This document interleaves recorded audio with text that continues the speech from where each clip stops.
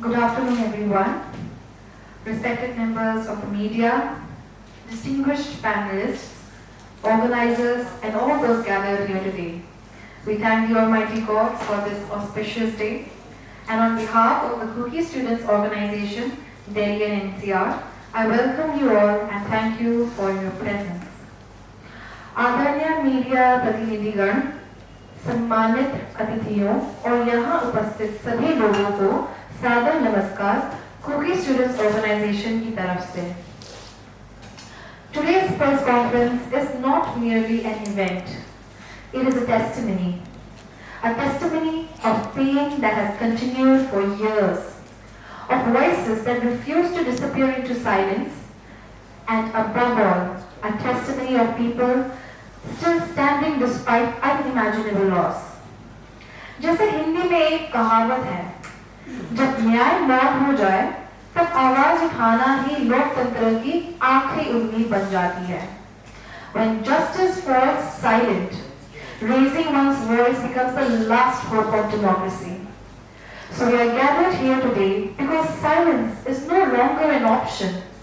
For more than 3 years, the Kokizo people of Manipur have lived through violence, displacement, fear, persecution, and uncertainty. Homes have been burnt, villages have been erased, churches have been destroyed, and families have been torn apart. And yet, behind every statistic is a human life. A mother who still waits for her son, a child growing up in a relief camp, a father unable to return her, and a community struggling to heal while the wounds are still being inflicted. And perhaps the most painful part is not just the violence itself, but the normalization of suffering. When violence continues for too long, the world slowly begins to move on. Headlines fade, attention fades, empathy fades. But for the people living through it, the nightmare does not fade. Today, we refuse to let that happen, and this press conference stands on 4 urgent pillars: justice, protection, accountability, and political resolution. We are here to demand justice for the brutal murder of the 3 Kokizo church leaders, men of peace, men of faith, men who carried no weapon except hope and prayer. We are here to demand the immediate and unconditional release of the 14 Kokizo hostages who continue to remain in illegal detention. No democracy can call itself civilized if innocent civilians can disappear whilst institutions remain silent. And as Dr. B.R. Ambedkar once said, constitutional morality is not a natural sentiment. It has to be cultivated. So today we ask, what does constitutional morality mean if vulnerable communities continue to live in fear? What does democracy mean if citizens must beg to be protected? What does justice mean if accountability never arrives? This gathering is not driven by hatred. It is driven by grief, by truth, and by the determination that no community should be abandoned in its darkest hour. We do not stand here asking for sympathy, but rather demand just humanity and justice. Because justice delivered too late can itself become injustice. Hence today's press conference is therefore not just an appeal to the government, the media, or institutions. It is also an appeal to the conscience of this nation. Because history remembers not only those who committed injustice, but also those who remained silent while it happened. As we begin today's proceedings, I humbly urge you to listen not just to our words, but to the silence left behind by those who are no longer here. Because, for many, this tragedy is not history. It is still their everyday reality. And now I would like to respectfully invite Pradhampu Woite, Inpipu of Kuki Inpi Delhi, to address the gathering.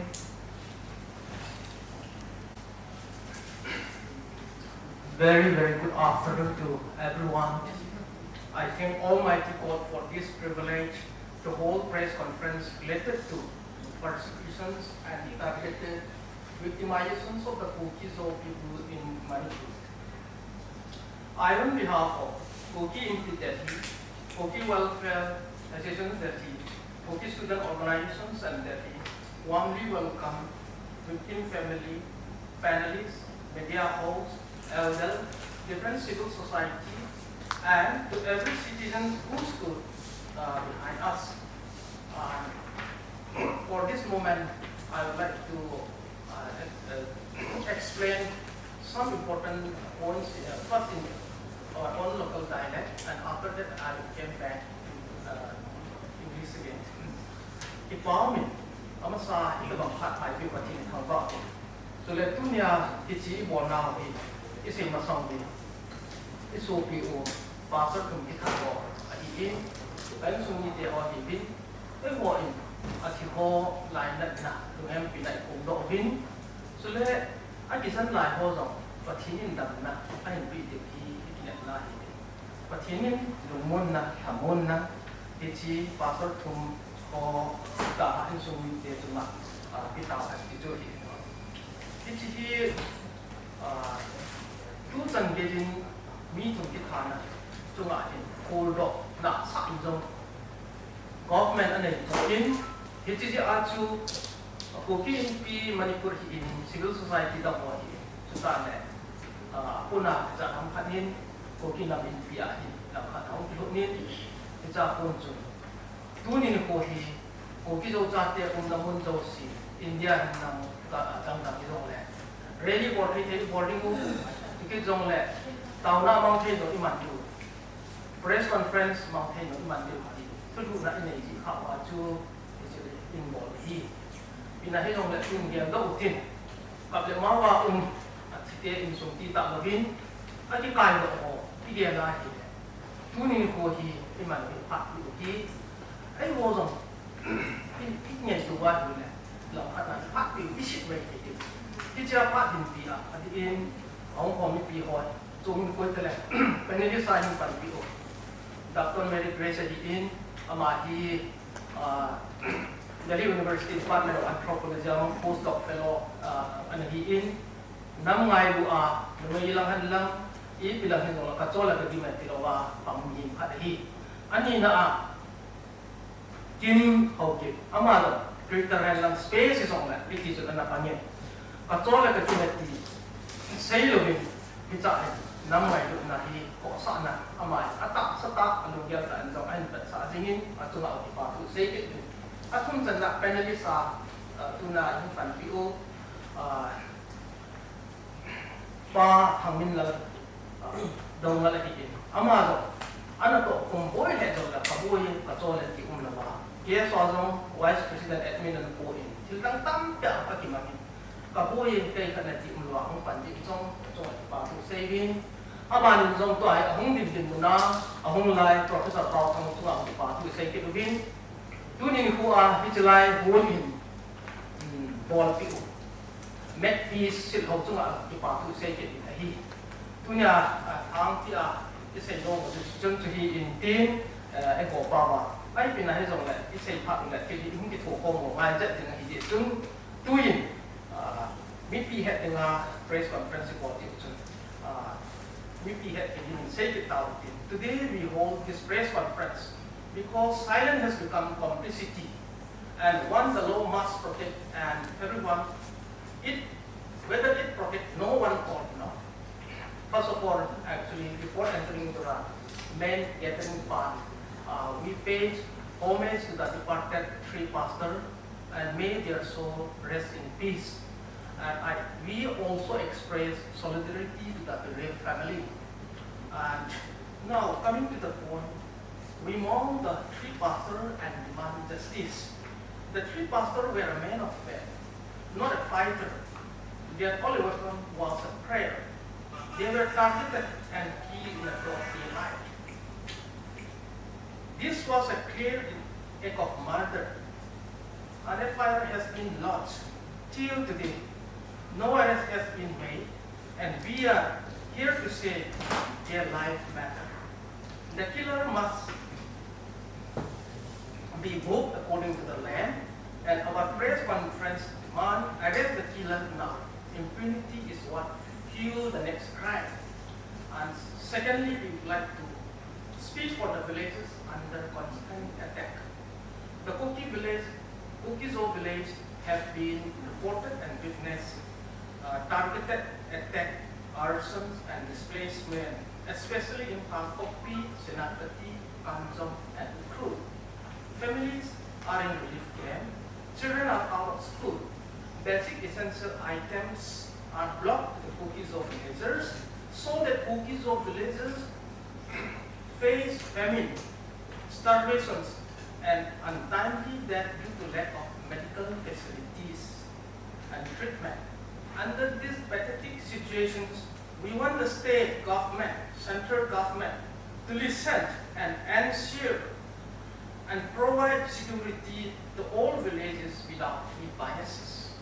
And thirdly, we would like to appeal so that hostages should be relieved safely without any conditions.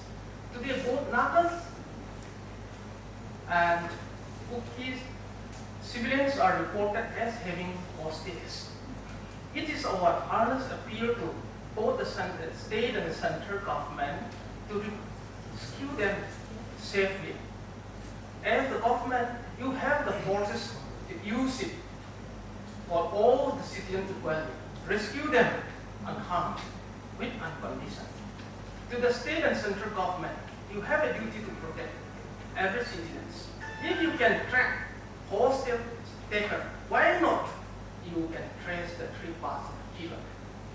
Today, this is our positions. 1. Arrest the killer of the three passer. 2. Release all hostages without any conditions. 3. Protect all villages without any bias. 4. Ensure safe and sustainable lifeline, life, road, basic amenity for life. And in conclusions, we the Kukizo and all who gather here are Indians. We appeal to government to do it its duty. And we also request the media to report the correct fact. We are Indian. Indian fail when any citizen is unsafe. India win when the law works for all equally. With this note, I end. Thank you all. Thank you to everyone. Jai Hind.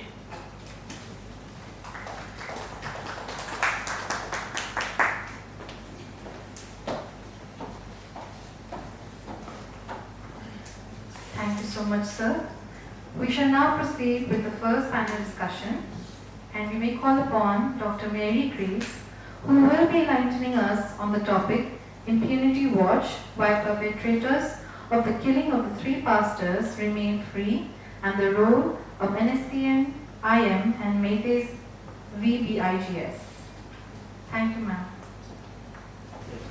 A very good evening to all of you, the media persons and my beloved brothers and sisters, and my two co-panelists. Before I begin, I would like to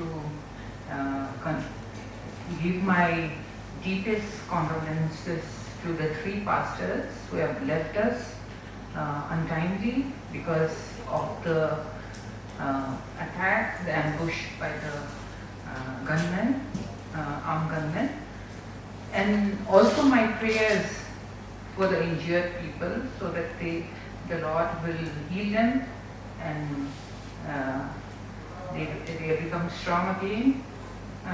Today I've been asked to speak on Impunity Watch, why perpetrators of the killings of three pastors, Kukizo, remain free.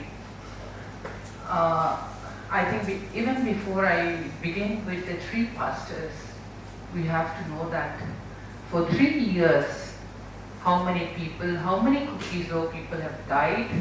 That's more than 200 people, almost 300 people have died, and there are many women who have been raped, who have been molested, who have been paraded naked, who have been burned alive.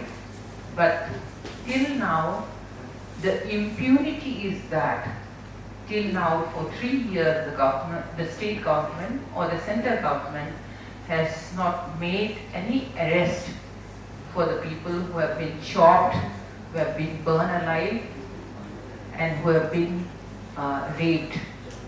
So this is what we exactly call ourselves being persecuted and victimized in our land. So I think this is something which I really want to say before we talk about something which has happened after 3 years. We know that the killing, the ambush of the 3 pastors happened after 3 years and 10 days. That's on the 13th of May 2026. And we know that the 3 pastors, one is a very senior pastor who is Reverend Dr. Bumthang Sitlo. He is the president of Thado Baptist Association India, and he is also the former General Secretary of Manipur Baptist Convention and prominent peace advocate. And the second pastor who passed away was Reverend Kaigo Loon Lohum and Pastor Pauline Sitlo. They were ambushed and killed by armed gunmen in the Kampokpi districts. And we know that there are still 4 people, 4 pastors who have not luckily died, but they are still seriously injured and have been taken care of.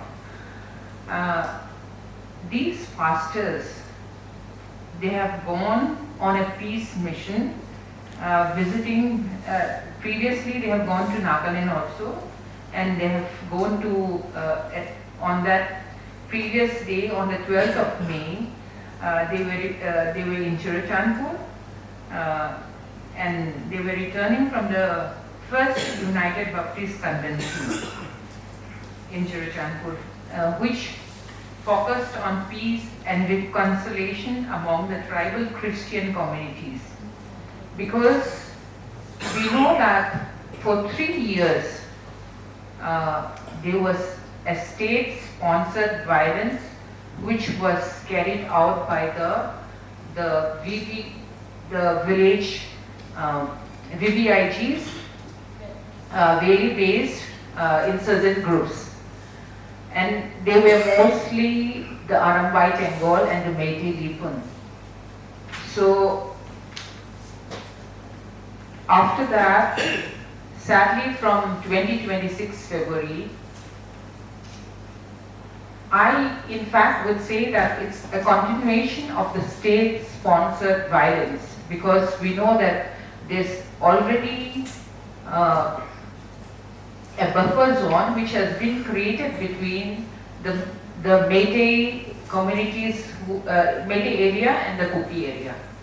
Now that the Meiteis are not unable to enter the Kuki areas, they have been trying to penetrate through the Tangkul side mainly, which has been inhabited by the Tangkul side, and who are mostly like NSC and IM, who have already signed a peace accord with the government of India.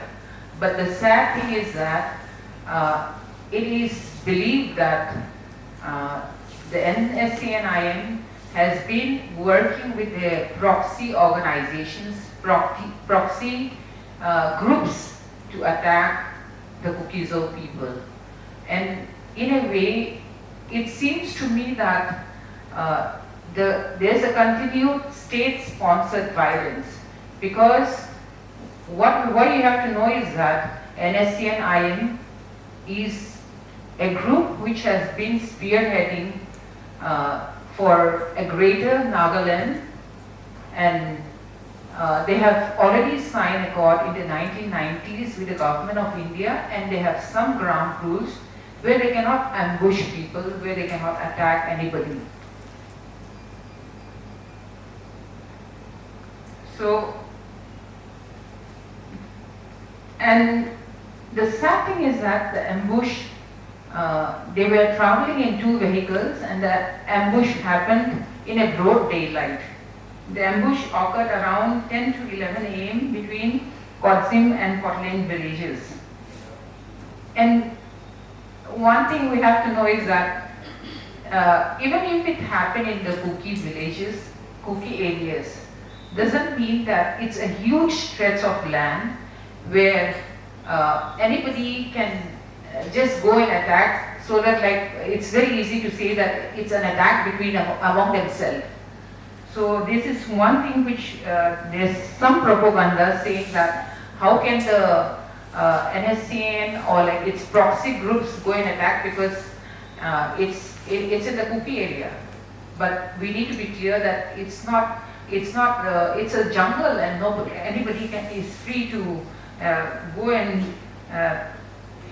target their attacks.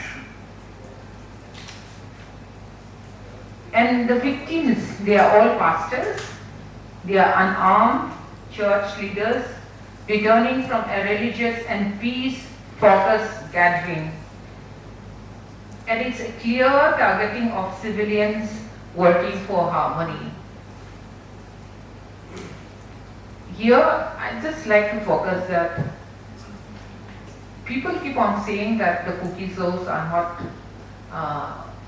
not interested in peace or harmony, but then there are our religious leaders who have been working for the peace and harmony so that there can be reconciliation, even though the pain which people have endured can always be somehow like there can be reconciliation among those people also. And we know that this triggered immediate tensions, including retaliatory hostage taking, further endangering peace. And just to highlight the role of the perpetrators, because it is alleged that the NSCN Kamson fraction, which is a proxy army of the NSC, who is supposed to be the proxy army of the NSCN-IM, they have been alleged to have done this arm attack. And of course, it has been already condemned by the Kukizo apex bodies, the Kuki NP Manipur, the Kohur, and they have said that the alleged attack was carried out by the Zhelengaong United Front in collusion with the NSCN-IM operatives and valley-based Metis insurgents. So as I already highlighted, now that like the buffer zone is there, so these the valley-based Metis groups are trying to find a way through some organizations where they can attack the Kukizo people who are already who have already been protected by the buffer zone. And we should all know that why we say NSCN-IM, we know that NSCN-IM is under the ceasefire.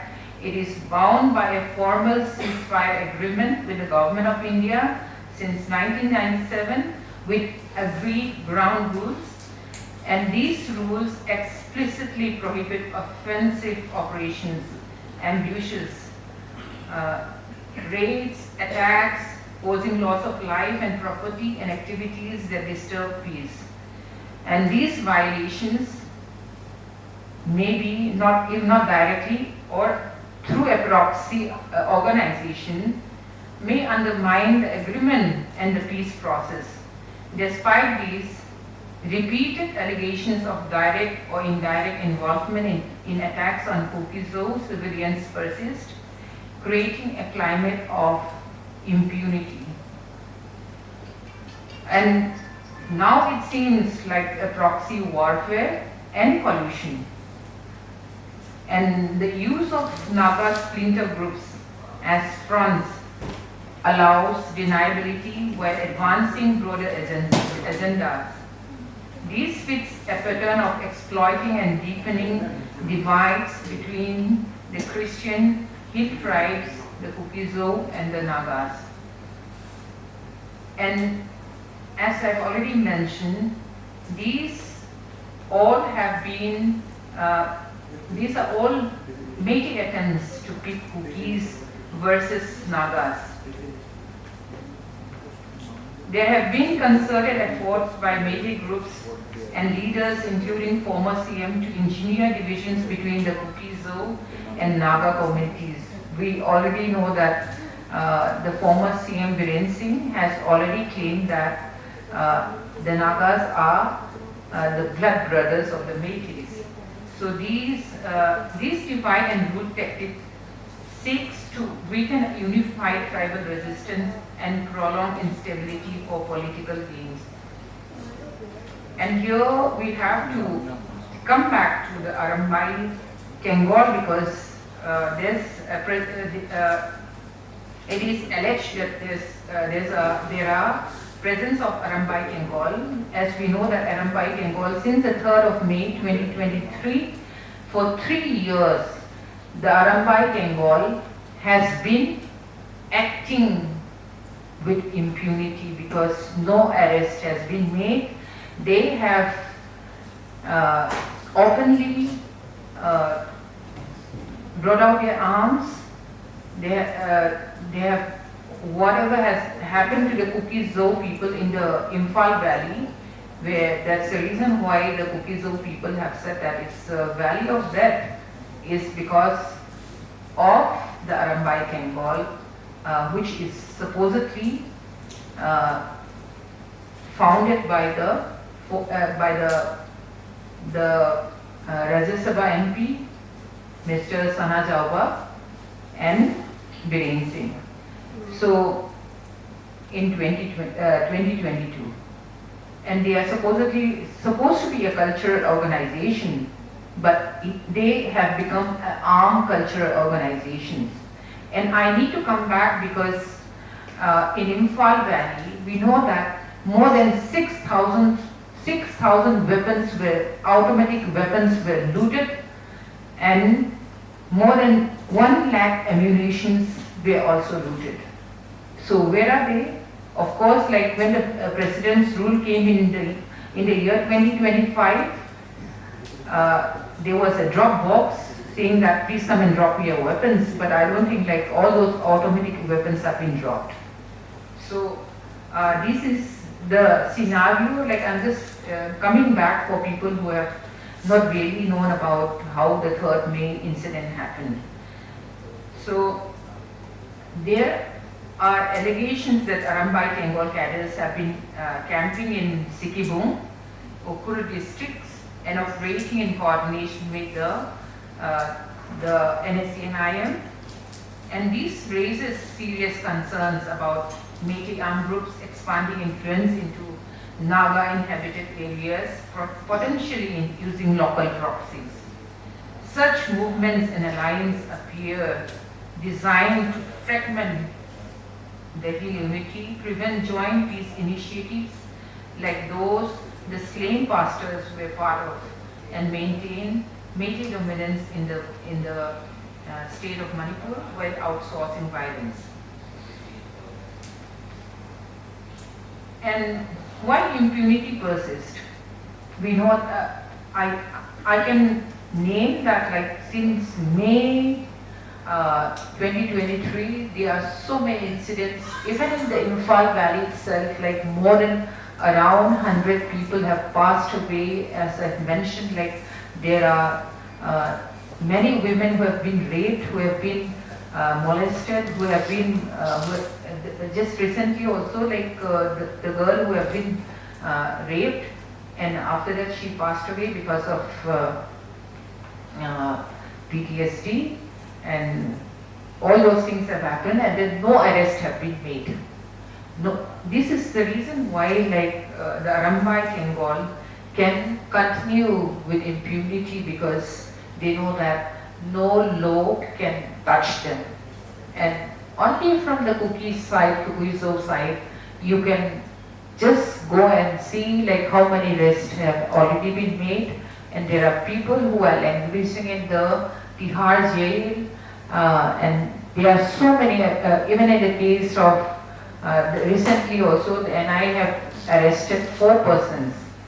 So this is the reason why the Arambai Tengol, which is a Métis group who has been continuing to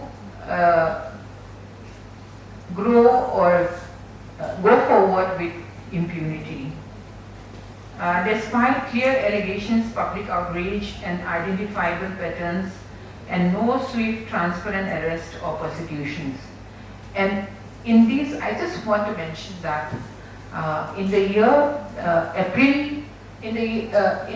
in March 2024, we have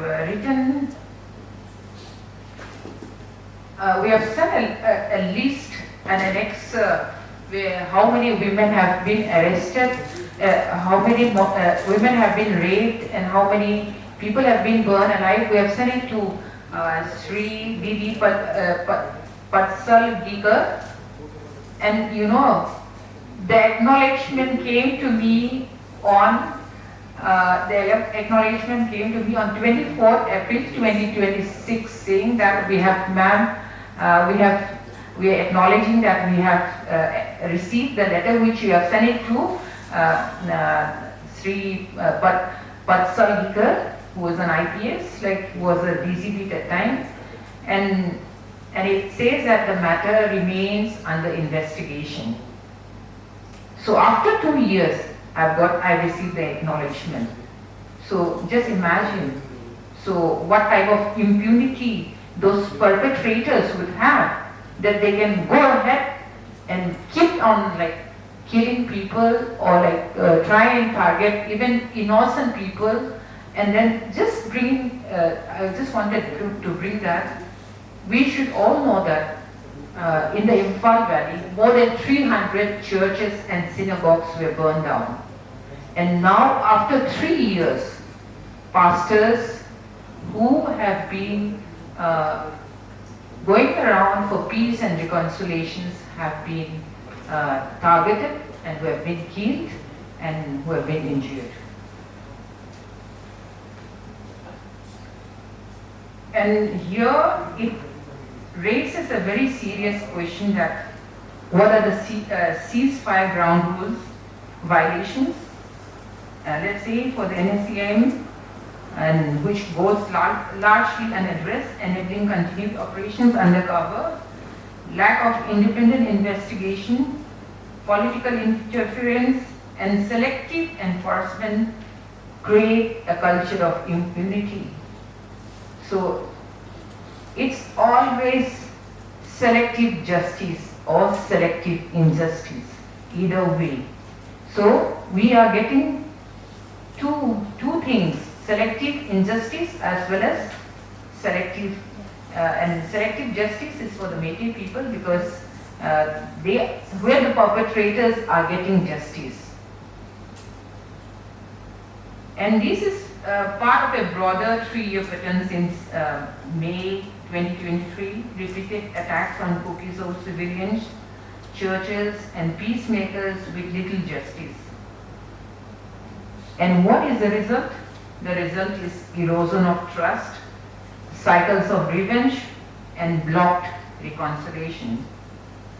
And there's a broader implications, and direct assault on peace efforts and Christian leadership, working with forums like Nagaland Joint Christian Forum, and deliberate communal engineering to pit hill communities against each other, threat to national security through proxy use and foreign fighter infiltration, and this undermines India's image and the possibility of lasting peace in Manipur. And to add to this, for 3 years we have been hearing that Kukis are illegal immigrants. And now after 3 years, that was chanted by the Métis. Now, sadly, the Naga brothers are chanting Kukis are illegal immigrants. Kukis are not at all illegal immigrants. We are part of India. We are the sons and daughters of the soil. And today, I would just like to read out the verse of today, which has given me the strength to come forward. Please bear with me. It's Isaiah chapter 1 verse 17. Learn to do right, seek justice, defend the oppressed, take up the cause of the fatherless, plead the case of the widow. I'm here to plead the case of the widows, the pastors' wives, the 14 people who have been held hostage till today, and the many lives, more than 200 lives, people who have lost their lives since 3rd of May 2023, and I pray that justice will be delivered, and I thank all of you for your patient hearing, and thank you all, and I just hope and pray that peace will return and then everybody can live in peace. Thank you so much. Thank you so much, Dr. Mary Grace, for those deeply important insights.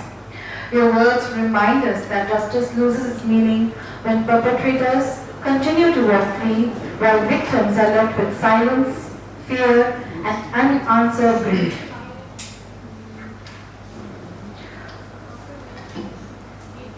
For what do buffer zones mean to a people who continue to bury their own dead? What does normalcy mean when citizens still live in fear of crossing roads, returning home, or traveling safely through their own land? The reality on the ground has expressed a painful contradiction: promises of security without the guarantee of safety.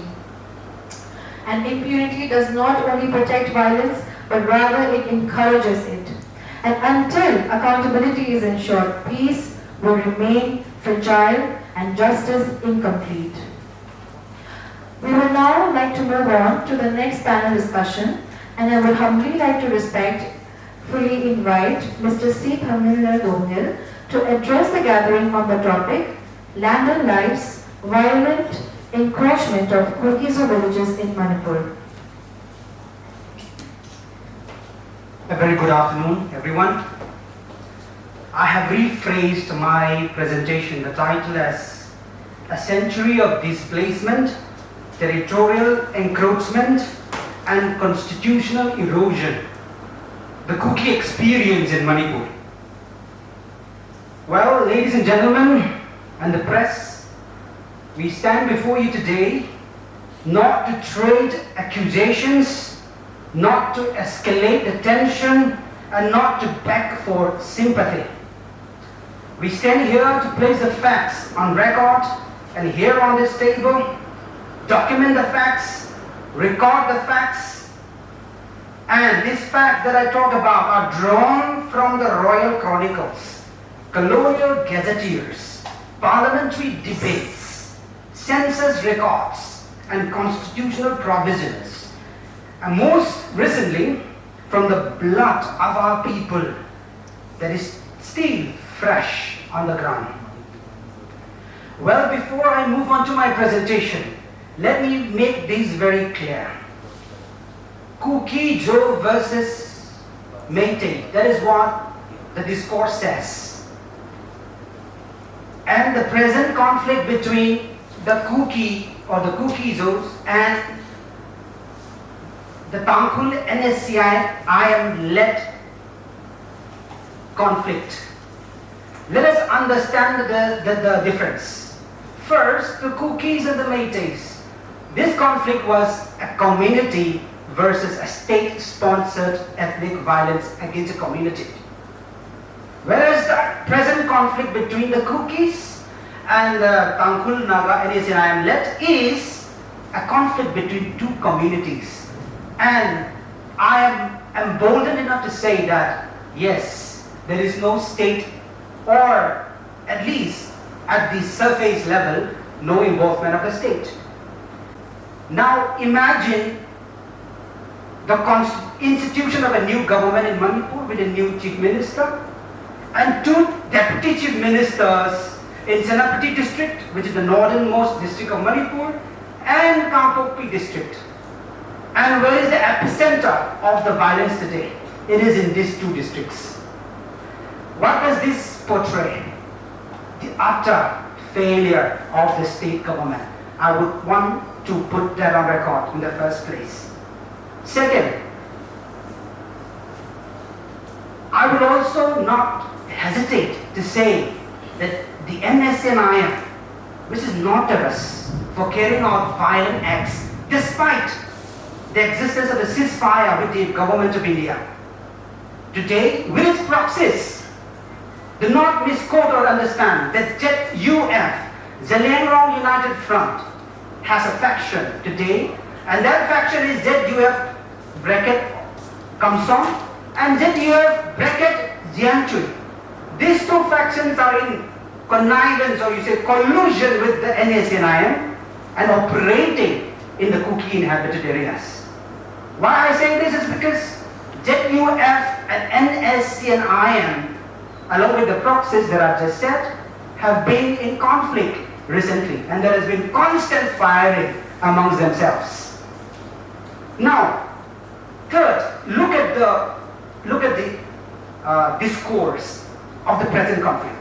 How this has been, not just how the so-called the Manipur Nagas, let me be specific, the Manipur Nagas are trying to take this conflict to the other states. How the Zaliangrong community in Nagaland have been organizing protests against the Kukis in Nagaland. Mind you, there is a peace accord or understanding, MOU, signed between the Zaliangrong Nagas in Nagaland and the Kukis. Now imagine, the Kukis have never gone to Mizoram or never instigated the Mizoram people, because we are blood brothers, that you should stand with us to fight against this so-called the other community. Never. Let me put on the record, because there is an argument at all times, who is a peace-loving community.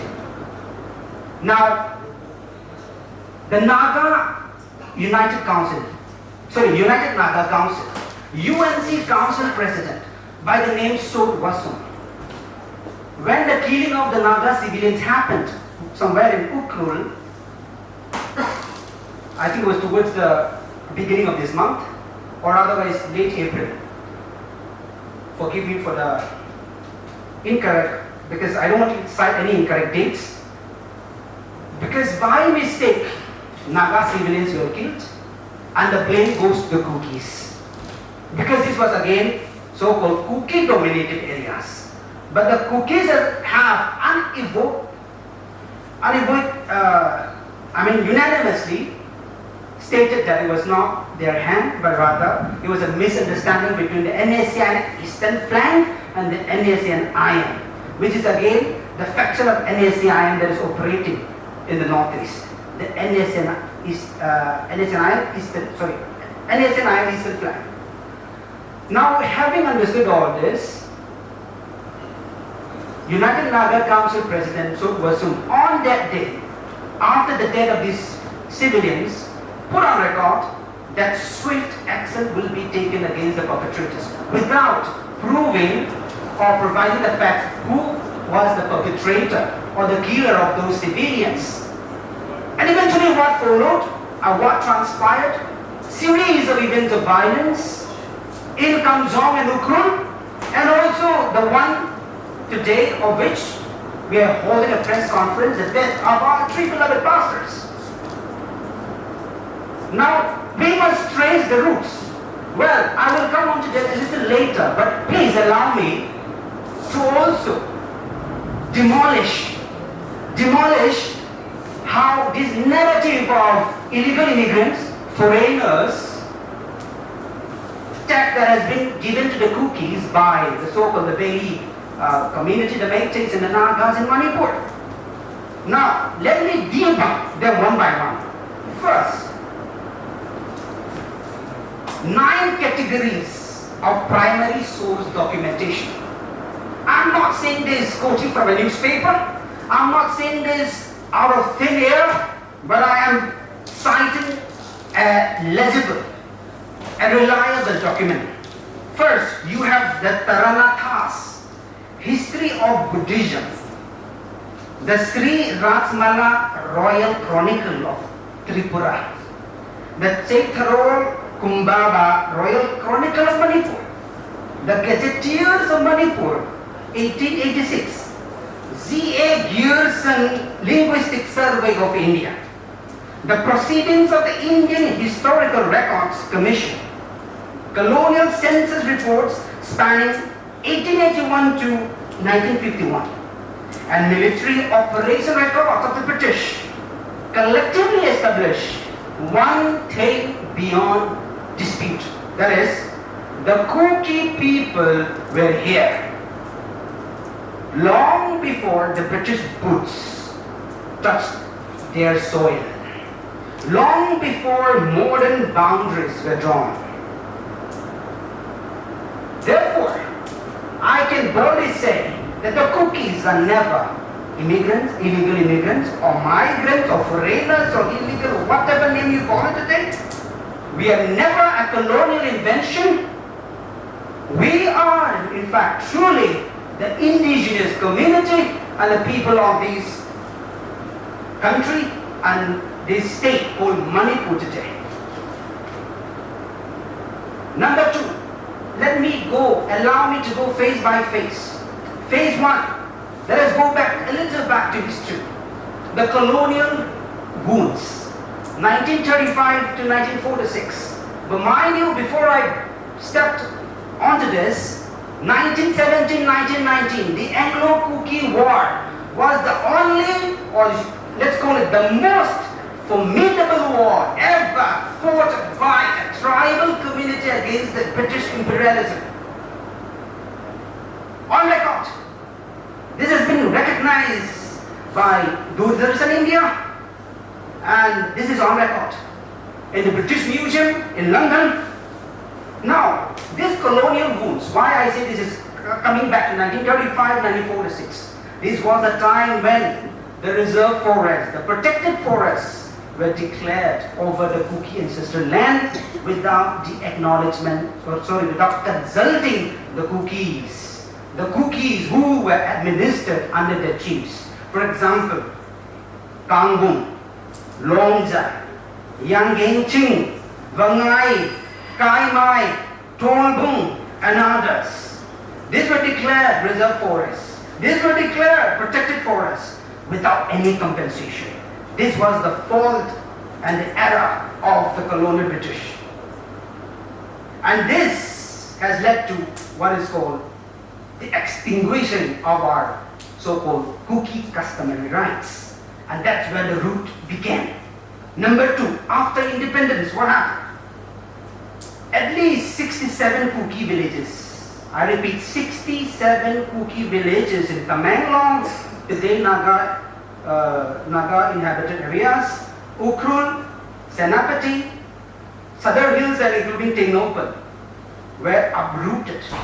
And families and the victims of this so-called atrocities by the D&NCR actually drove them out of India to flee to Burma to seek refuge. Now, what happened? Came the phase 3. Misrepresentation and migration.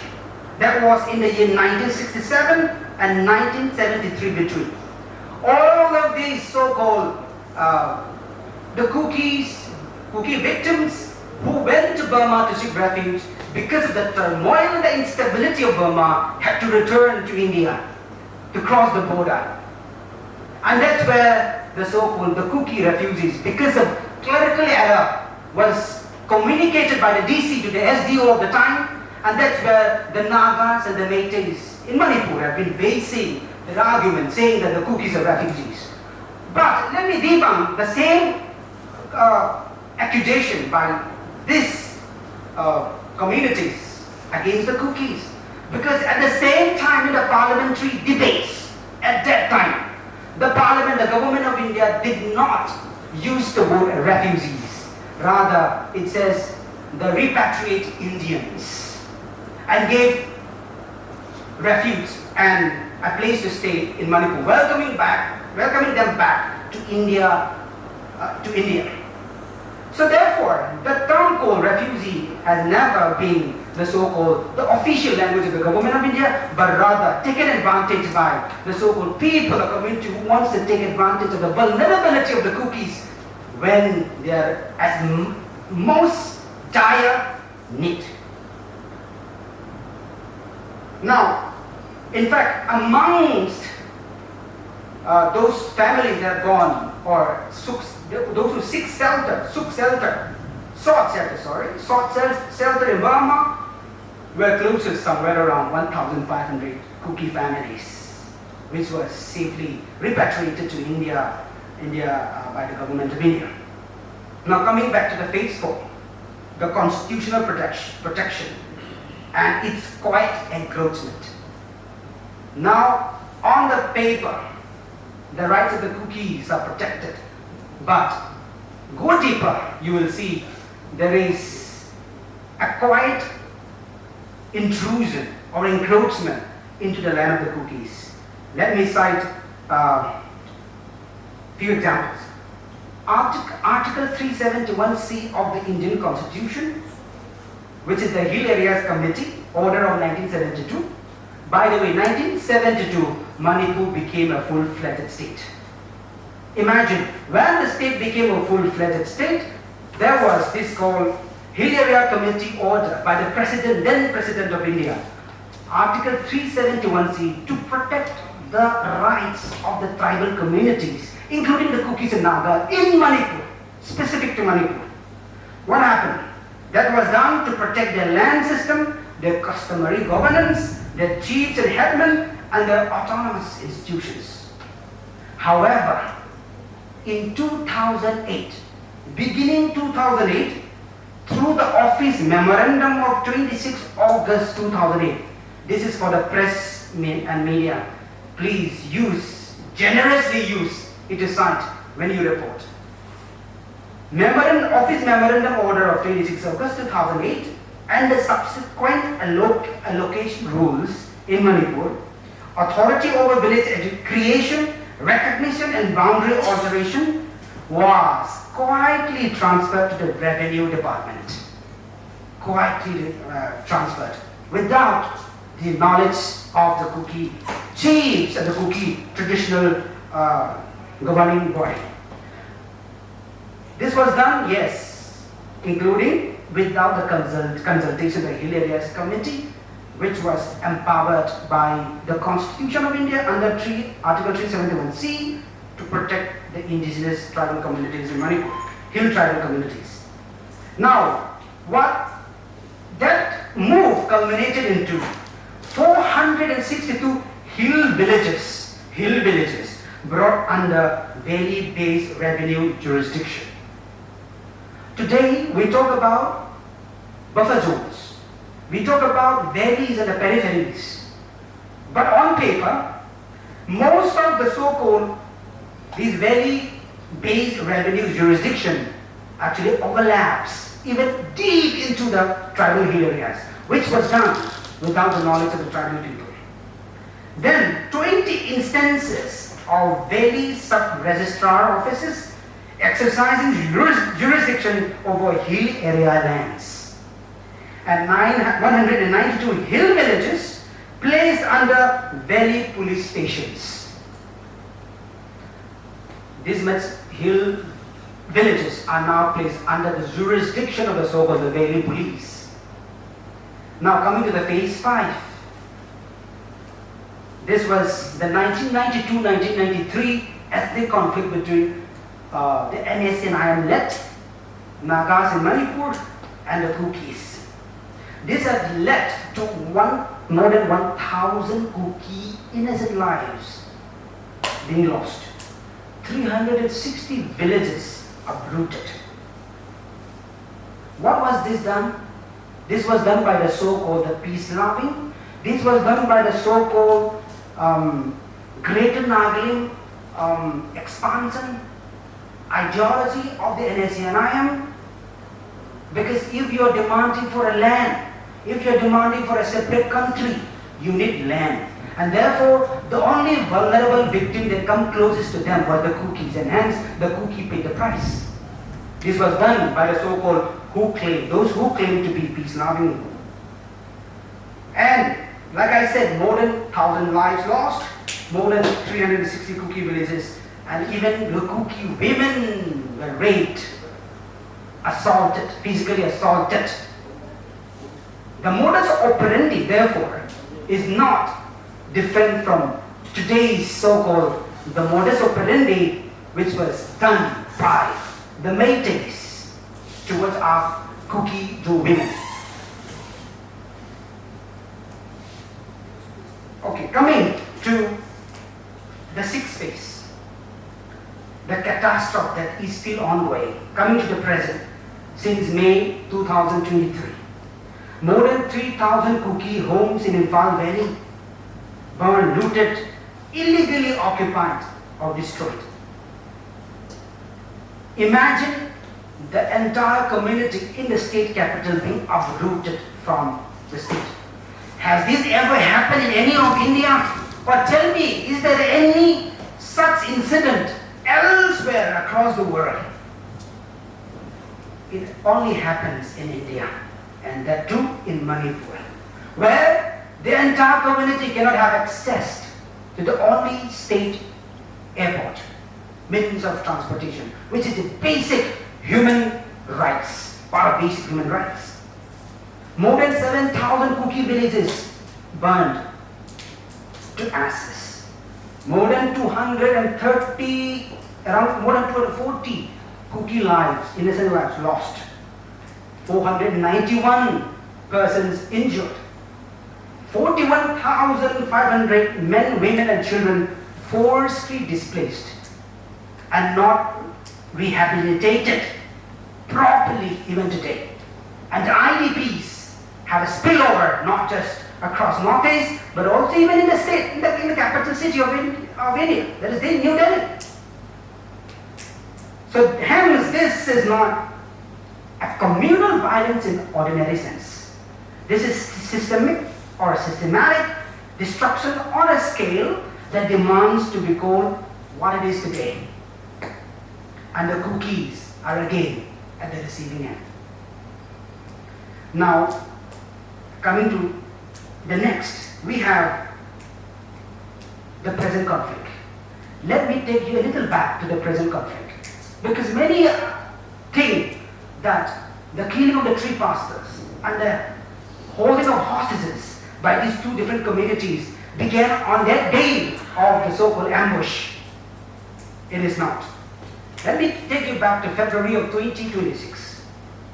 What began as a localized dispute in Litan Sarekho, this is in Ukhrul, followed a textbook escalation, customary resolution attempted, where negotiation collapsed, arsones were organized, an attack on the Kuki village residents, automatic gunfire near police stations by the so-called peace-loving community within 48 hours, and over 89 Kuki households had to be abandoned.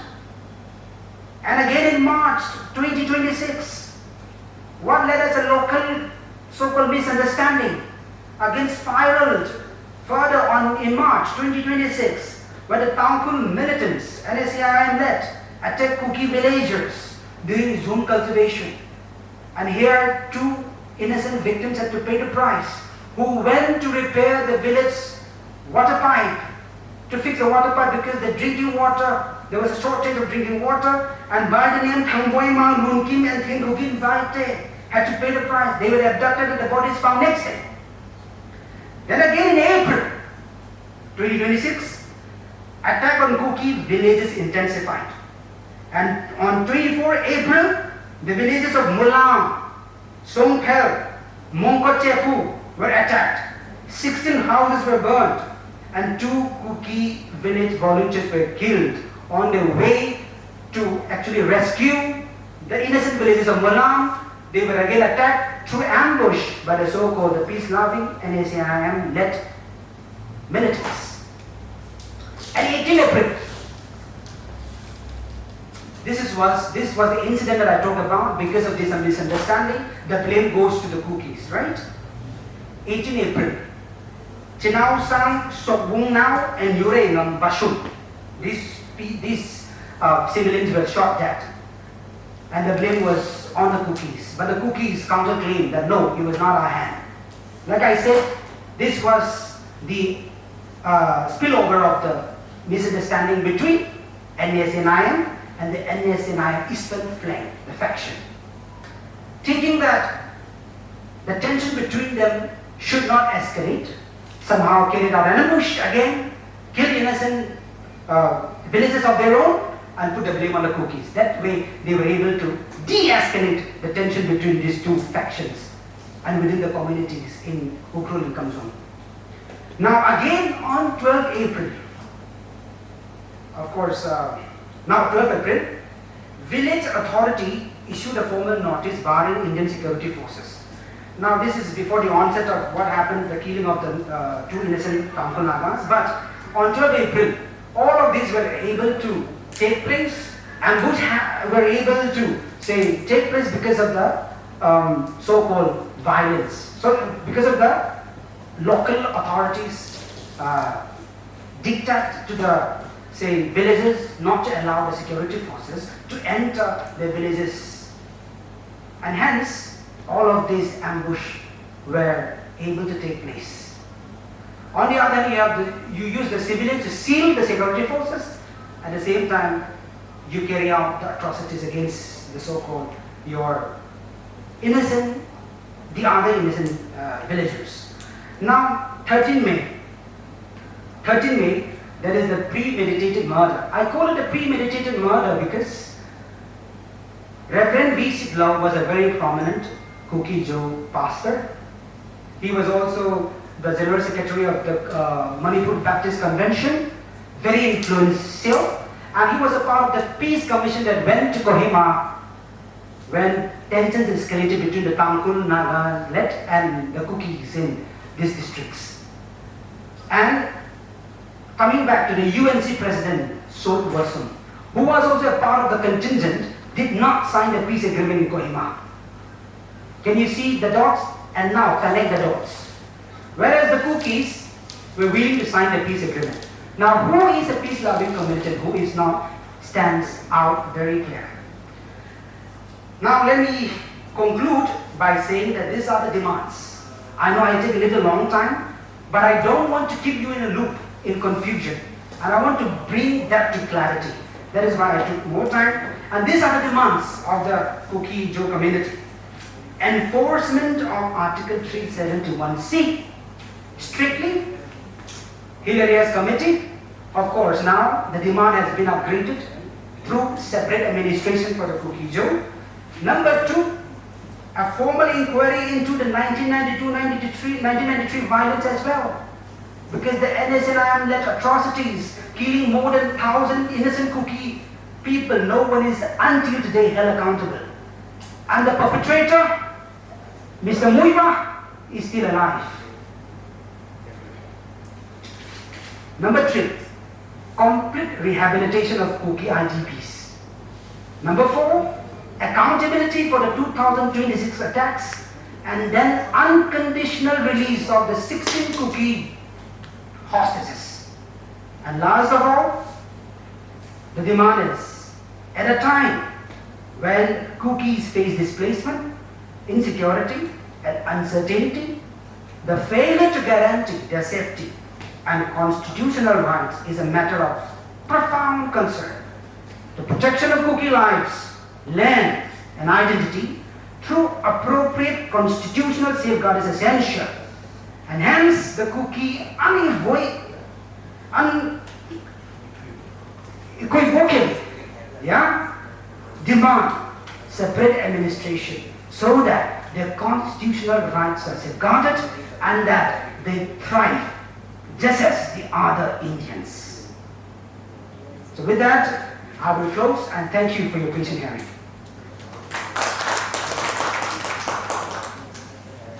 Thank you so much, Mr. Longmire, for shedding light on a reality that is both painful and deeply alarming, because when villages are attacked, it is not only land that is lost. It is history, identity, memory, and belonging. And today we must ask a question that has become impossible to ignore. How long must a community wait before its pain is acknowledged with sincerity? For the Kukizo people, justice has not merely been delayed. It has been appeared as distant, selective, and painfully inconsistent. Families continue to mourn loved ones, while investigations move very slowly. Accountability remains uncertain and perpetrators continue to walk freely. Every unresolved killings send a dangerous message that some lives can disappear without consequence. And when justice becomes uncertain, fear becomes permanent. क्योंकि न्याय में देरी अन्याय को और शक्तिशाली बना देता है. Delaying justice only makes injustice stronger. The rain and thunder outside today remind us that storms can be fierce and overwhelming. Yet, some storms are carried not in the sky but in the hearts of those who have lost loved ones. We now would like to humbly invite Mr. Homanur Sidlo, son of the late Reverend Dr. Wongthang Sidlo, to share his family's story and their enduring pursuit of truth, justice, and remembrance.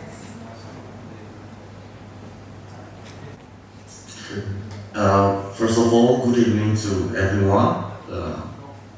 Today I am very much privileged to be given this opportunity.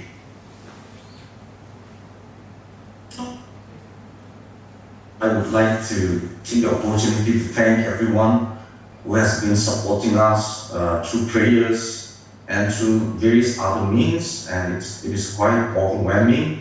The condolences and the comforts, consolations that comes from around the world. Whoever knows, whoever had acquaintance with my father, the comfort, everything was so overwhelming, and we are so glad to have so many people around us to support us during this time of grief. Of course, it is a great loss, not just for the family, and not just for the churches where my father served, especially in particular the Tharu Baptist Association India. But I would like to say that it is a loss for not just for a particular community, but it is a great loss for the whole country, as it lost a son, who labored for peace, who spoke for peace, and yes, he worked for peace.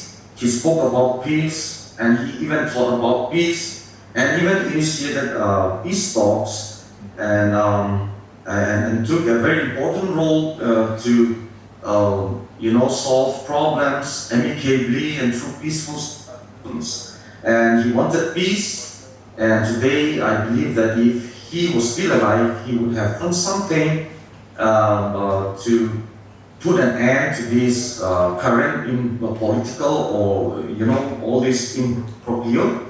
And I would like to say that the 13th May was the root cause of the current situation taking place right now in Manipur, especially between the Kukis and the Nagas, whereas there are still hostages. And the root cause was the 13th May, on the day when my father and two of his colleagues were ambushed on the way and their life taken. So today, to solve this problem, the current situation, I believe that it is necessary to go to the roots, to the root cause of this current imbroglio. And so I put my trust on the ability of the government and the agencies, and I believe that they will conduct responsibly and take prompt action to ensure that the truth is uncovered and that those responsible for this heinous crime be brought before the law and justice served. And in the meantime, I would like to appeal to every community in Manipur at the moment to refrain ourselves from further violence and further escalation of violence, and let us take time to give peace a chance and let the competent authority handle the situation and serve justice. So today what we need is nothing but justice, and what we need is peace. So I think we need to, as I've mentioned before, we need to go to the roots to solve the current situation. And therefore, there are many speculations around as to the culprits. Well, till so far nobody has claimed, and there are speculations around, there are accusations going on between communities, and we cannot really say, we cannot come to a conclusion who in fact was the culprit behind this heinous crime. But I believe that the agencies that are authorized to, for example, the NIA or the proper agencies should look into the matter and then find out the problem and justice. To deliver justice and to bring back normalcy in our state. So for that, every community leaders, political leaders, church leaders, social leaders, let us all continue to work for peace. Let us all continue to uphold peace and then solve every problem peacefully. Irrespective of which tribe we affiliate to which religion we affiliate to, let us all work together. There are people, I believe there are many people who want peace, and so let all peaceful people work together to bring peace back to our state and back to our country.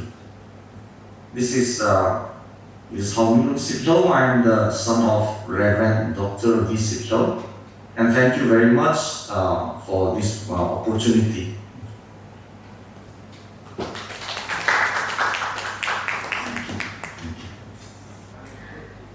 Moving on, we now come to our final panel discussion, and I would like to respectfully invite Ms. Kim Hokip, who is the spokesperson of Kogi Zone Women's Forum, Delhi and NCR, a concerned voice from the Kogi Zone community, and one of today's panelists to address the gathering on the topic, Justice for the Slain, Freedom for the Hostages.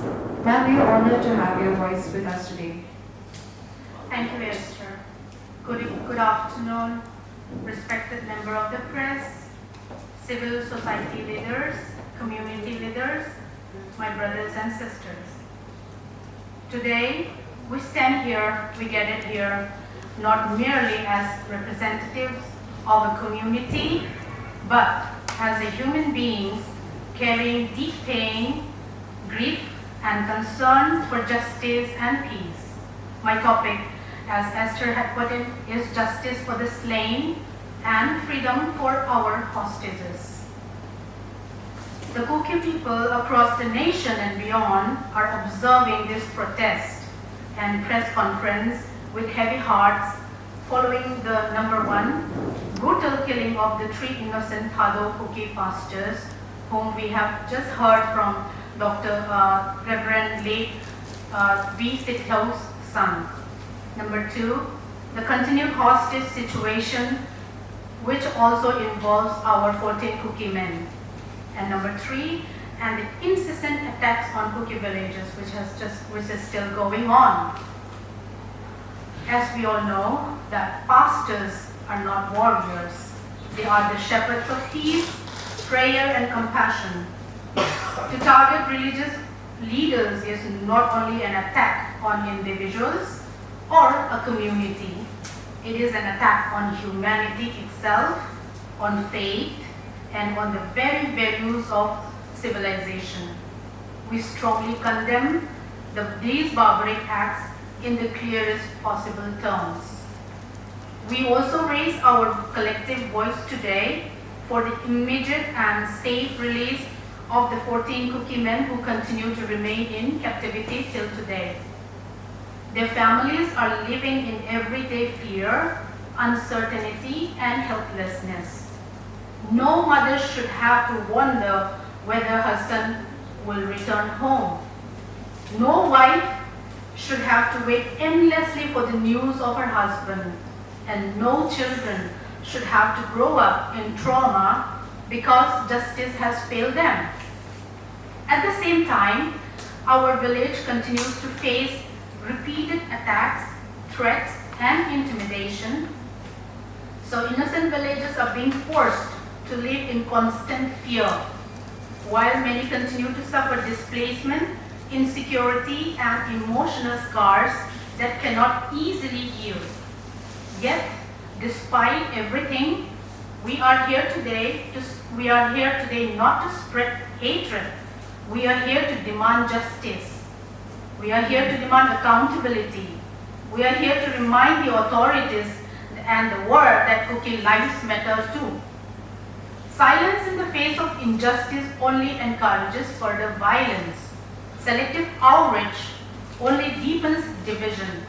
If peace is truly desired in Manipur, then justice cannot be selective and the suffering of one community cannot be ignored or minimized.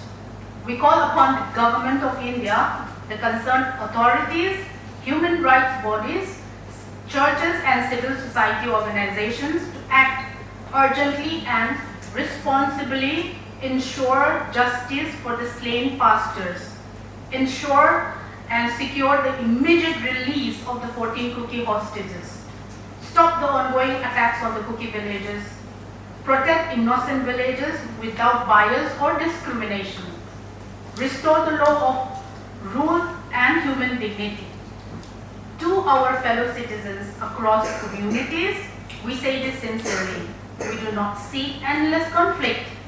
We seek peace with justice, coexistence with dignity, and security for every innocent life.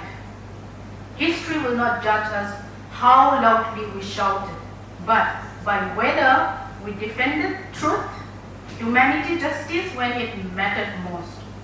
Today the Kuki people may be wounded, but we are not broken. We mourn, but we will not be silenced. We seek peace, but we will stand firm for our rights and survival. Let the message go out clearly from this gathering. The blood of innocent pastors cannot be forgotten. The cries of the grieving families cannot be ignored. The hostages must return home safe. The attacks on our villages must end. We are also deeply concerned by organized and deliberate misinformation campaigns that seek to deny or minimize the sufferings of the Kuki civilians. Repeated attempts are being made to portray the victims as aggressors, to justify violence through propaganda, to create confusion before the public and the media. Such narratives do not contribute to peace. They only deepen mistrust, fuel ethnic tension, emboldens further attacks on innocent civilians. Let it be clearly understood, the Kuki community has the right to defend its existence, its villages, its people against any kind of aggression. Asking for justice, security, and survival should not be twisted into a forced narrative of aggression. We urge all responsible organizations, community leaders, and armed groups to refrain from inflammatory propaganda and instead choose truth, dialogue, and accountability. Peace cannot be built on misinformation. Reconciliation cannot grow where hatred and false accusations are continuously manufactured. The Kuki people are not seeking conflict with any community, but neither will we remain silent while coordinated narratives attempt to erase our suffering, justify violence against us, or undermine the genuine pain of our people. Lastly, but not the least, all the sources that we have are from the newsindianexpress.com, economictimes.indiatimes.com, reuters.com, theweek.in, csw.org.uk have also reported all this international and in the international and national media. May justice prevail, may truth prevail, and may lasting peace return to our land.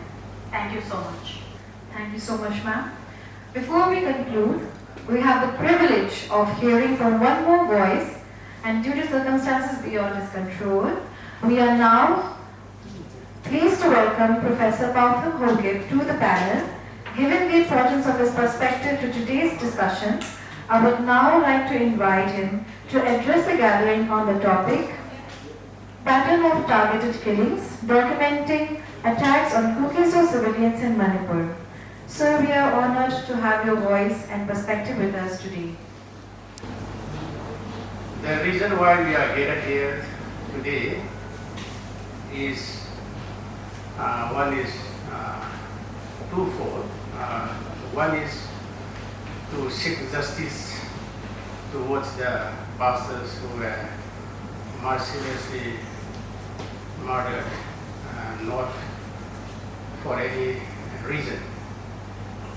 So it is a vengeful murder, so to quote. And the other is to address the fallout, the political and the social fallout resulting from this episode. And by now, many of us are fully aware, after 3 years have gone by, about what had happened to Manipur post 13 May 2023. So the 2023 episode, or the conflict or configuration between the Meiteis and the Cookies resulted basically on the pretext of tribal reservation. That was one of the most contending headlines that has been going in the news. So both the tribal groups, there is the Kuki and the Nagas. So Manipur is a ethno-ethnic region, so to speak. So we have the hills, topographically the hills, and then the plain. So the hills of Manipur is mainly dominated by the so-called the Nagas and the Kukis. And by constitutional provisions, they have been given ST recognitions, scheduled tribe recognitions, which is enshrined in the Constitution of India to provide jobs and other beneficiaries to the underprivileged tribes or groups in the country and also in Manipur. So by the logic of the 2023 configuration behind this ST reservation, ideally the Kukis and the Nagas, because they were victims, they have the same common goal, that is to preserve and then work together for the ST rights. So everyone around feels that the Kukis and the Nagas, by settling in the hills and also by this constitutional reservation, they ought to come together. But what we have learned is that was not the case at all. So in the initial period, the attack was solely committed by the plain militants, also outfits or whoever, anti-communal forces, let us put it that way, against the Kuki innocent living in far Valley. And once the driving away of the Kuki from the plains was completed, then the plain and the hills became separated, meaning that neither the Kuki can go in far nor the Meiteis can come to the hills. But the relationship between the two tribal groups, there is the Kukis and the Nagas, were by and large, peaceful, in the sense that there were no much trouble brewing between the two groups. But as time passed by, there is where I wanted to come about the political forum. So what we outsiders, especially mainland Indians, we would expect that, okay, you say tribals, there are tribals everywhere in India, so the tribals in Manipur should have come together, because tribals are bound by the same tribalness, and also being from the same religious group. So most tribals are Christians. So by their logic, so if you bring the logic at play, so they should be working together for the betterment of the political rights and whatever rights. But gradually, as the time passed by,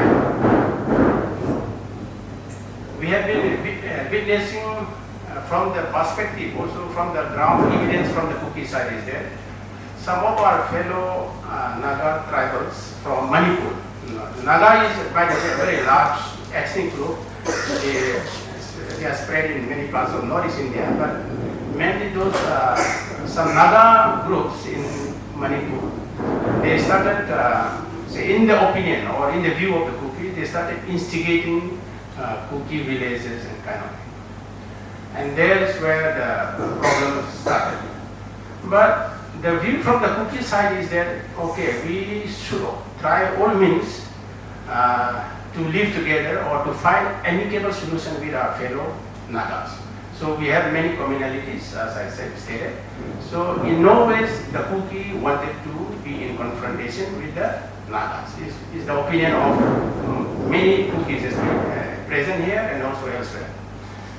So despite that approach by the Kukis to have a friendly relationship, things done not so good, especially in the periphery of Okrul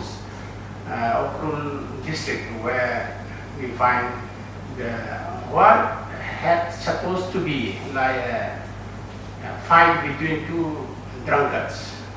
Usually in the hills people fight over many things. So that grew up, and then it was blown out of proportion, and that was followed by burning of each other villages and so on and so forth. And then ultimately, now we have seen this killing of 3 pastors who were on their mission fields. Post which now there were arrests from both captives from both sides. So now the game is an open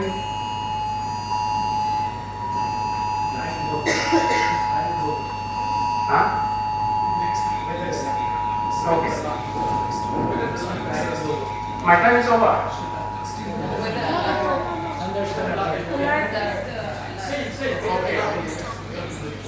So post this murder of 3 pastors, the equation between the Kukis of Manipur and the Nagas of Manipur, they have been blown out of proportion. Now with the captives of either side, there are captives are there. So things have become very, very volatile, is what we all know. To be fair to all the sides, now the question is, I am coming to the political aspect. So as an observer, I think many of you are journalists, and also some of you are also researchers, and also some of us are onlookers from the outside. So from the outside, it appears that this is what we call it a kind of mad game without any political goal. So my question is that what political gain will the Naga brethren get out of fighting with the Kukis, and vice versa? So a political analyst is bewildered, to my opinion. So what gain by killing the innocent church leaders and taking innocent people into hostage. What political gain are we going to get is my question. So on the other hand, if you spin the ball in the different direction, we are causing a self-destruction on either side. And onlookers who have vested political interests, they are clapping their hands, they are rejoicing now. Sometimes we also wonder, because I come from Northeast India, having lived among the Nagas as one of them, and also we all live together in Manipur. Not many people are communal. The people are by and large very peace-loving people. But what we have seen is that in the outside world and also in the media world, few people are escalating this conflict out of some gain, personal gain, we don't know. But what amazes me, or what amazes every one of us, is that because media can play a very destructive role in the modern time. Now, instead of trying to control this anti-social element who are spreading hate and hatred among the population, to my mind and to the minds of the people, it seems that the state is silent on many of these I call it anti-national, anti-people, not even anti-national, anti-people. So they keep on spreading lies after lies, and what happens is that younger generation, they are easily carried away, or they are easily swayed away by this propagation and propaganda. So in all these circumstances, my only feeling is that even among the Nagas, there are many people whom we have met and whom we have spoken. There are many God-fearing people, learned people, peace-loving people. They don't want any escalation to go forth from here. And similarly, neither do the Kukis want to escalate this further. So we must put an end to many of these anti-people narratives, rhetorics, inflammatory speeches. And we should, as learned people, we should shun away from these anti-people's narratives that has been building all around. So in such circumstances, the state government, we all blame the state government. It's an easy blame game. I'm not saying that we should not blame the government. The government will do their part, but then the government cannot come in the way that we expect to solve the problem. So somewhere, the educated people, by and large, the young students, the young community, we should come out and say that even if a person from one's community is speaking an inflammatory language, we should say, no, this is wrong, it should not be accepted. Unless and until we are in a position to pinpoint who is inflaming the situation and join their party, until such time we have the guts to come out, there won't be any solution. So if this current situation goes beyond control, the destruction will be massive, and there will be destruction of property and lives, to which there won't be any winner. So my only limited point is that there will not be any winner if the Kukis and the Nagas keep fighting among themselves.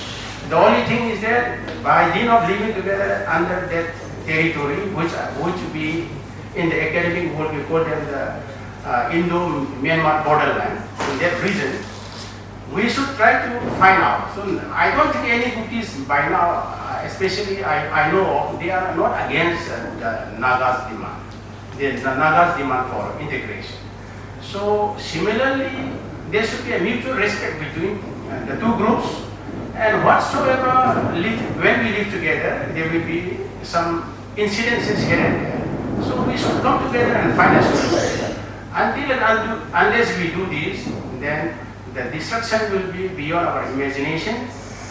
We will suffer both economically, physically, morally, even our spiritual life will be affected. So my last message is that there will not be any winner to this crisis. The sooner we realize the destruction we are about to embark upon us, the sooner we realize, the better. And the later we realize, there will be more grievous for us. So with these few words, I may have to conclude my short speech. Thank you. Thank you so much, sir. And to all our esteemed panelists for your powerful and deeply important reflections today. There are moments in history when violence stops being political and becomes deeply moral. The targeting of church leaders, religious spaces, and community voices is one such event. Because pastors, elders, and spiritual leaders are not merely individuals, they are carriers of hope, healing, and strength for people living through fear and uncertainty. And to attack them is to attack the emotional and spiritual foundation of an entire community. Churches are not battlefields. Faith must never become a casualty of conflict. And yet, churches have been burnt, leaders silenced, and innocent lives taken. The killing of the 3 Kukizo church leaders was not an isolated tragedy. It reflected something far more painful, the growing vulnerability of voices that stood for peace, faith, and humanity. And yet, despite everything, the Kukizo people continue to stand with courage, resilience, and hope, because truth outlives terror, and resilience must never be taken for weakness. With that, we shall now move on to the open press dialogue, where you are most welcome to quench your curiosities and questions. What is the conflict of interest? Is from the state government side, or it is the Naga Kuki, as you said right now? What is the conflict of interest? The Manipur is burning, Manipur is getting all kinds of the support from the government side. What is the conflict of interest? From the Kuki Naga side, or it is in the state government?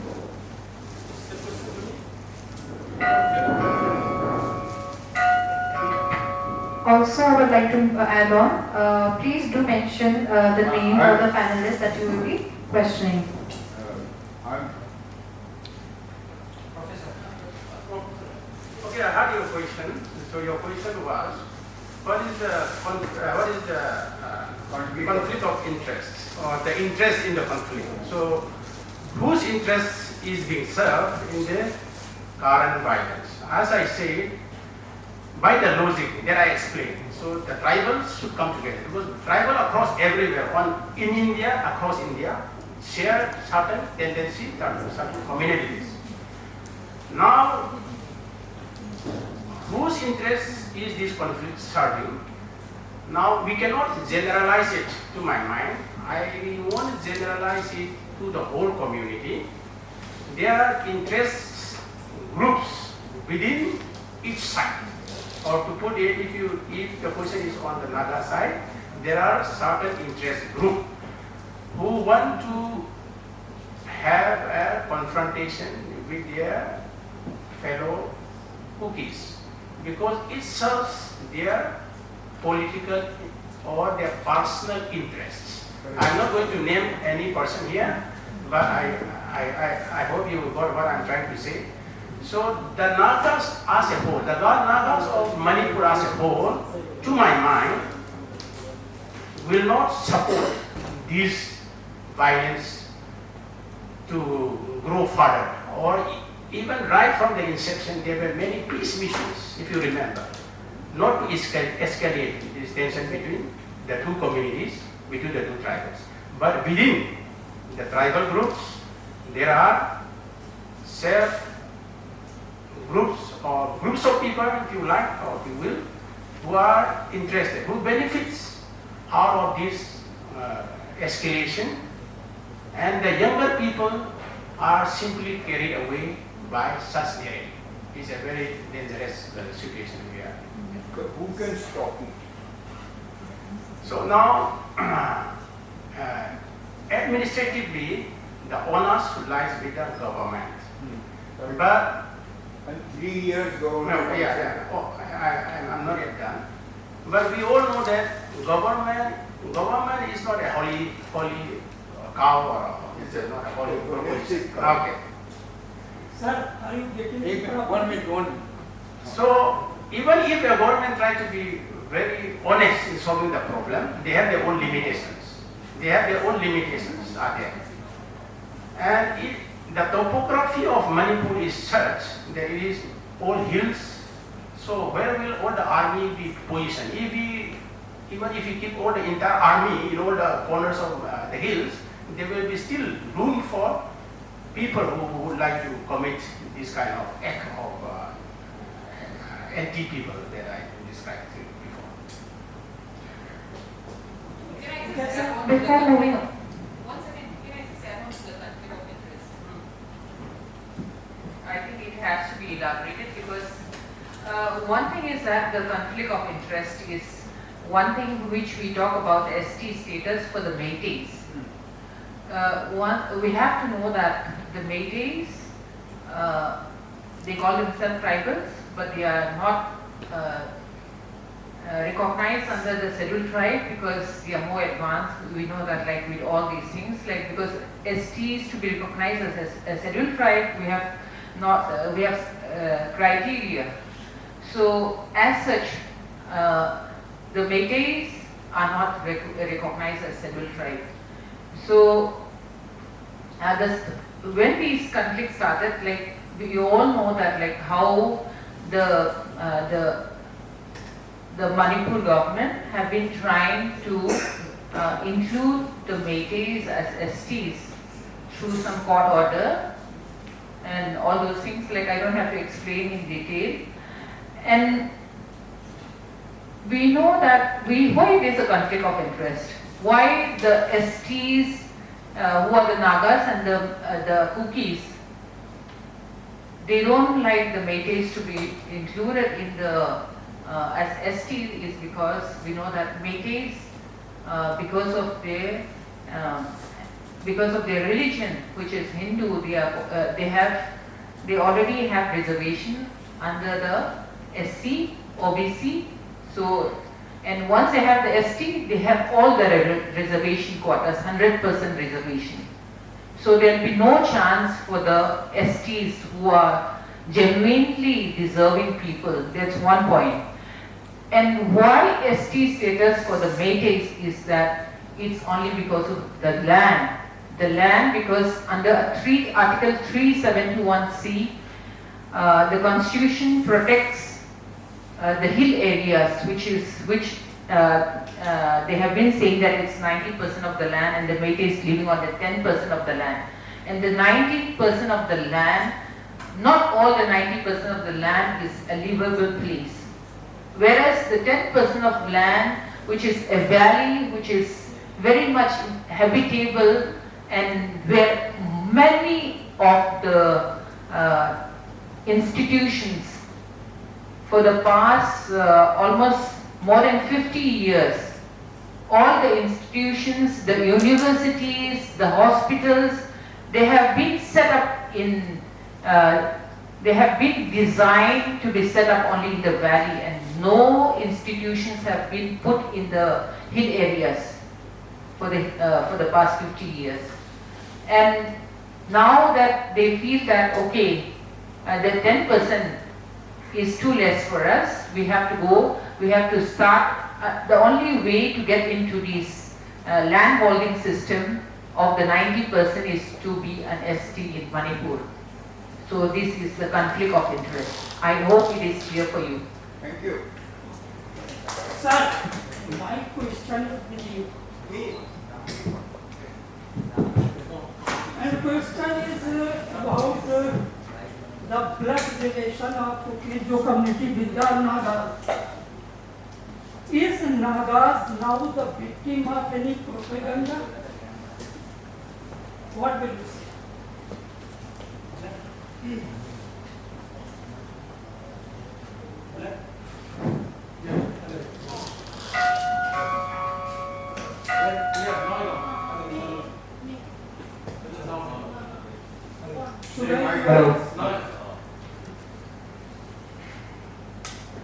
Your question is the blood relationship between the Kuki, Jors and the Nagas?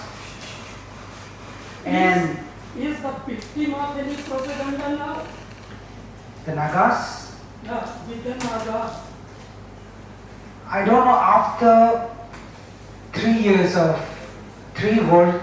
of say ongoing violence, and I have systematically narrated face by face how the Kukis have been perpetual victim of ethnic conflict in Manipur and these regions. And nowhere in my presentation do I cite or say that the Nagas are victims of today's propagandas. See, if you look, there is no blood relationship between the Nagas and the Kukis. The blood relationship that the Kukis share is between the Chins in Burma and the Mizos in Mizoram. Chin, Kuki, Mizo. That's the nomenclature used to include all these communities within the so-called blood brothers. See, Nagas, even amongst themselves, to my knowledge, doesn't share blood relations. Why I say this is because Nagas themselves do not understand one another when they speak to each other in their own language or dialect. So, and there are, let's say, in Manipur, especially in Manipur, the NSCN, IM and the Tangkus, time and again, along with the so-called fringe civil society emanating from the valley, say Kokomi, then say, there are others, civil society, collaborating and claiming themselves to be blood brothers. I don't know how far that is true, but that only creates confusion, not just for the observer from outside, but also even between or amongst the Nagas themselves. So, certainly the Nagas are not the victims here. In short, the Kukis are. Sir, only one question more. Since May 2023, since 13th May 2026, moreover 250 casualties, so many blaze burnt into ashes, around 60,000 people of the valley, they are living in the relief camps, and your demand is from very beginning, separate administration is the only solution. Why the peace is still away from us? Due to this, or reason is something else? See, that's a very tricky question also. I may be hated for saying the truth. Why? Because, to be specific, the violence started on 3rd of May 2023. And of course, the present one was because of the violence which was carried out, the ambush which was carried out on our innocent pastors. See, the answer to all this imbroglio or enigma is political solution. Why political solution? Because if there is no political solution, there will never be progress. Let me cite an example of the two states in Northeast, Meghalaya, Mizoram. Majorly peaceful states, politically stable. And look at the progress that these states have made in several areas. Now, that kind of atmosphere has been denied, or say starkly missing in the case of Manipur, on the Kukis.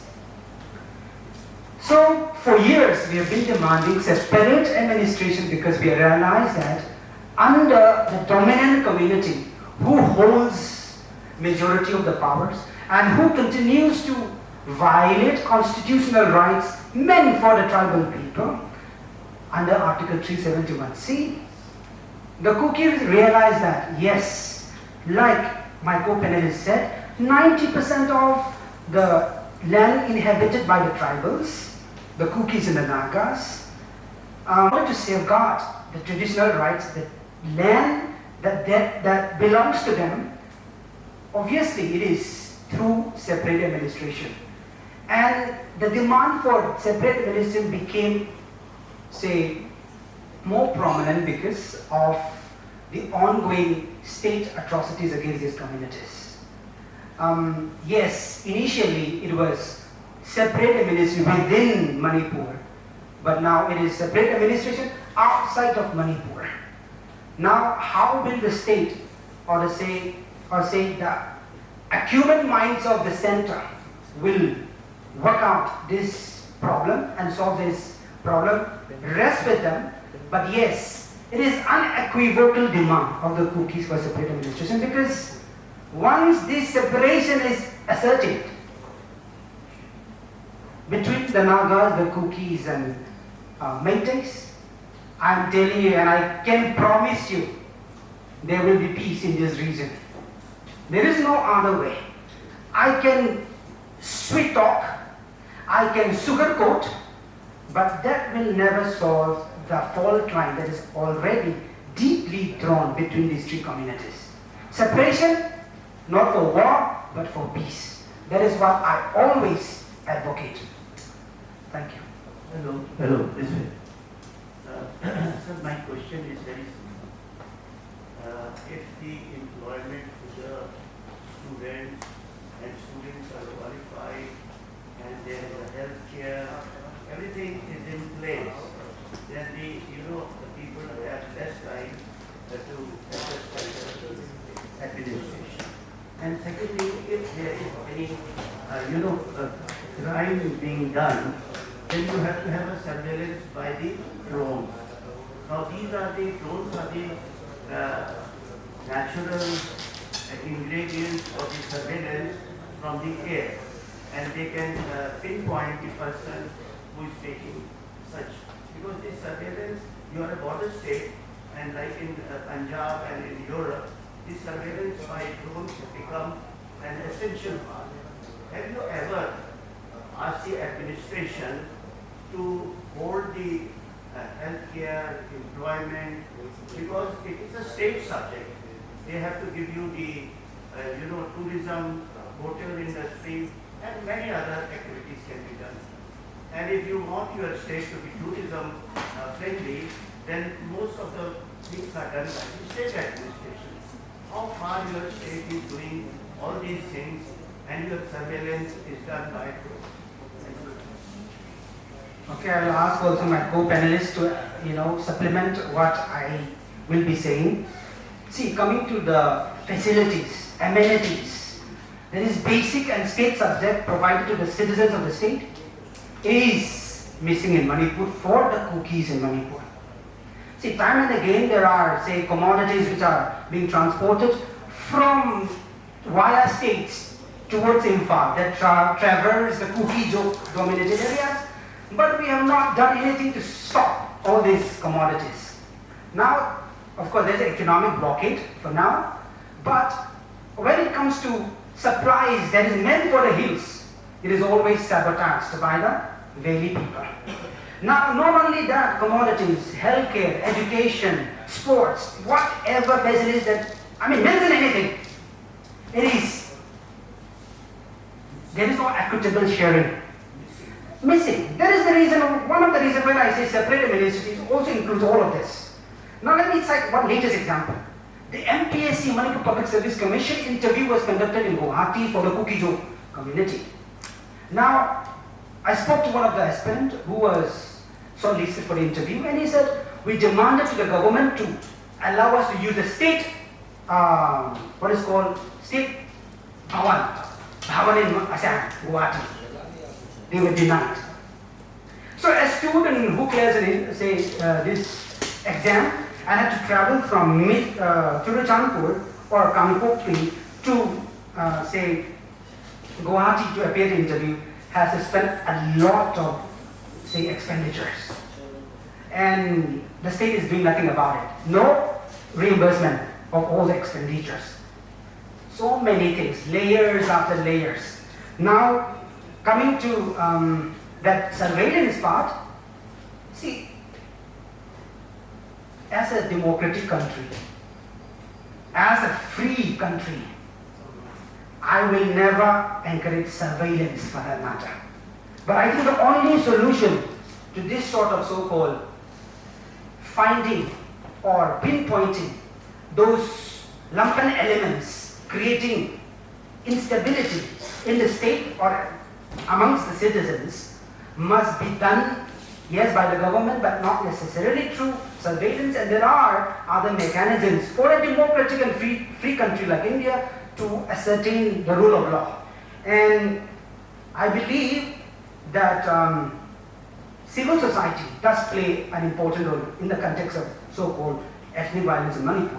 And all civil society leaders must walk the talk. That's where I said, when you say we are peace-loving community, yet do something else, that is going to create more havoc in the state. We must walk the talk, especially the civil society leaders, including students' organization. If my co-panelists would like to add more. I'll just add on to whatever Sir has asked. Actually, I do understand it's a very long-term thing and it's really good about it. But how can you expect a state where people are not secure, their lives and properties are not secure, and the violence which has carried on under the behest of Chief Minister, ex-former Chief Minister Biren Singh. So for almost 2 years, and after that the president's rule was invoked. And what do you think about a community which is embroiled in violence, or a state which is embroiled in violence? Because, okay, it's very important that the health facilities and everything has to be there, but still then, like, first the people have to feel secure. They have to know that, okay, their lives and properties are secure, it's been protected as citizens of the state, as citizens of the country. And one thing the previous question the person in the media have asked about the Kukizo people demanding the separate administration. I think there's one question which you should ask, the media should ask, is that it's already 3 years. Have the 10 of the Kukizo MLAs have even sat in the assembly for the past 3 years in Imphal?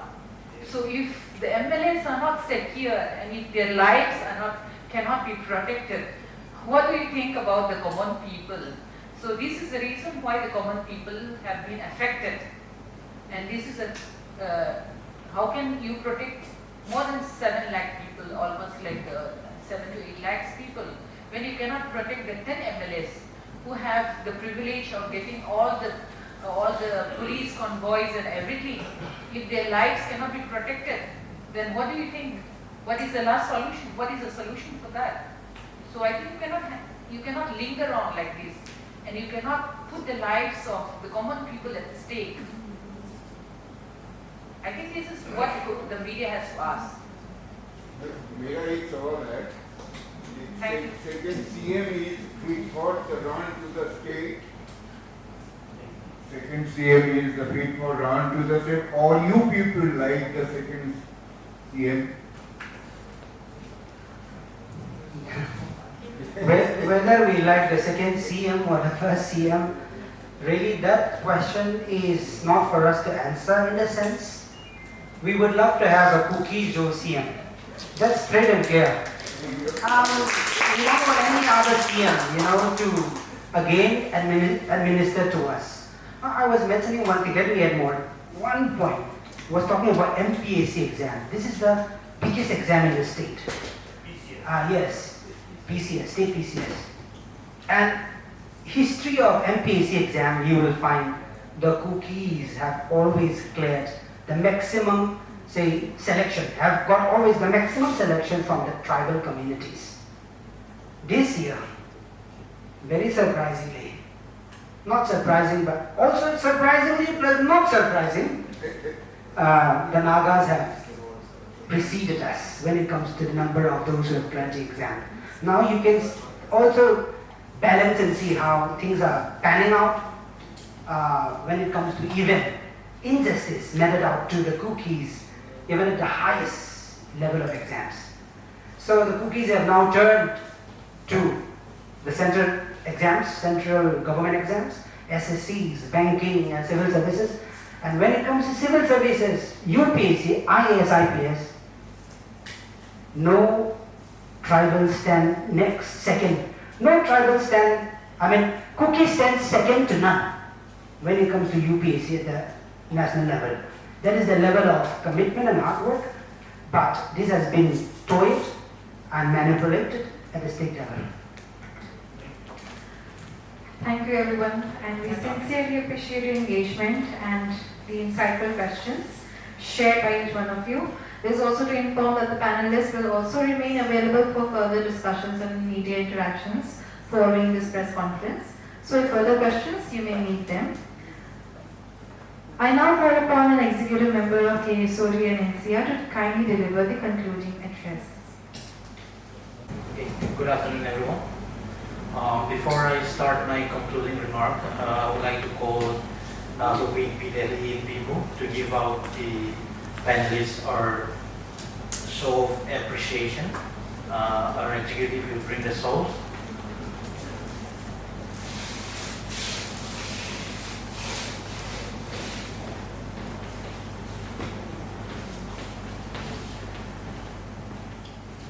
Okay, first we would like to show our appreciation to Dr. Mary Grace Joe. This is a traditional soul of Kukizo, the Saiti food. Give a round of applause. And next we have Mr. Thangmilal Dongal.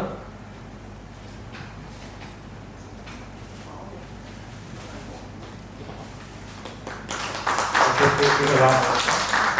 And next we have Professor Pautham Paukip.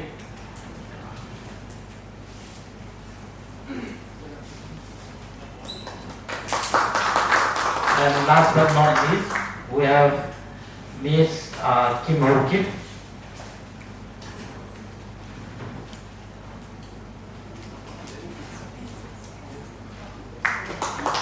Let's give a round of applause for all the panelists. Okay, so continuing on, firstly, I would like to thank and express my sincere gratitude to the panelists for their thoughtful insights and candid reflections which have enriched us, I hope, and help us understand the issue that deserves serious attention and continuous engagement. Also, secondly, I would like to thank the press who are present here today. A free and responsible press is indispensable to inform the public discourse like a country of ours, which is democracy. And also, your presence today hopefully helps in ensuring the important conversation would reach a wider audience.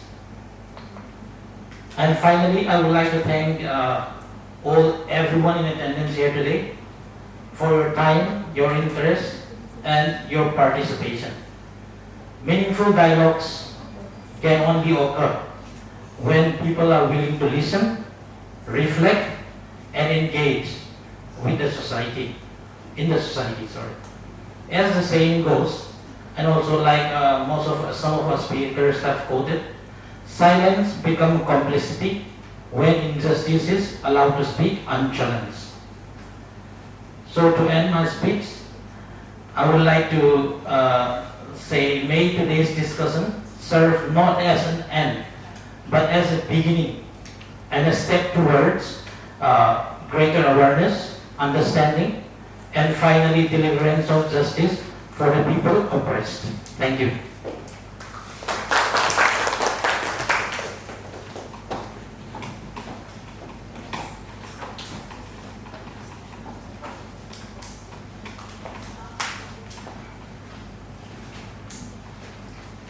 Thank you, sir. It is to inform that these handouts are also available for interested personnel to go deeper into our discussion today. And as we include today's press conference, I would like to leave this room with the question that all of us, as citizens, institutions, media professionals, and human beings must reflect upon. What does it mean for a democracy when, after 2 years, an entire community is still waiting not only for justice, but even for the assurance that their suffering matters equally? For the Kukizo community, the passage of time has not brought closure. It has only deepened the distance between pain and justice. And today was never about reopening wounds for emotional or spectacle.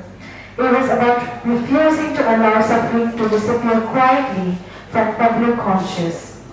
I extend my heartfelt gratitude to every member of the media, our esteemed panelists, the hardworking organizers, and all those present here today. Your presence reflects not only concern, but responsibility. The responsibility to listen, to question, and to ensure that human suffering never becomes politically convenient to ignore. Tea and refreshments is also served, and we warmly invite you all to stay with us. And I would like to conclude with these words. If justice arrives only after people stop hoping for it, can we still call it justice? And this was your host, Esther Nemicham Burkett, a daughter of the Kukizo community and of this nation that we all call home. May we never grow indifferent to suffering, nor weary in the pursuit of justice. May God bless us all. Takipayan. Jai Hind.